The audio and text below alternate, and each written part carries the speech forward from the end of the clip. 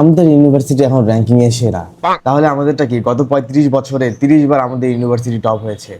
তাতে কি এখন তো আমাদেরটাই সেরা। এই দেখ আমি একটা পোস্ট দিয়ে দিচ্ছি, আমাদের ইউনিভার্সিটি এখন টপ। কিসের টপ? ভালো করে র্যাঙ্কিংটা দেখছিস? র্যাঙ্কিং নিয়ে কথা বলিস, বুঝিস কিছু? এত বোঝার দরকার নাই, টপে আসছে মানেই টপ। হালার পোলা আমাদেরটাই টপ। না আমাদেরটাই টপ শালা। আর বেশি বাড়াবাড়ি করলে এখানেই দুইটা ধরায় বসাই দিব। আমি কি বসে থাকবো? এই দেখ ফেসবুকে এখনই পোস্ট দিয়ে দিচ্ছি কে টপ। আমিও দেখি, পেজে ঢুক। আয় বেটা। কি রে তোরা ঝগড়া করতেছিস কেন? আমাদের ইউনিভার্সিটি টপ হয়েছে আর এই বেটা বলে ওদেরটা নাকি টপ। এই বেটা জীবনে একবার র্যাঙ্কিং এ নাম আসছে আর এখন মাথা খারাপ, আমাদেরটাই টপ। আচ্ছা বাদ দে, তোরা দুইজনেই টপ। আমি যেটা বলতে চেয়েছিলাম, আমি স্কলারশিপ পেয়েছি, অস্ট্রেলিয়াতে যাচ্ছি বন্ধু।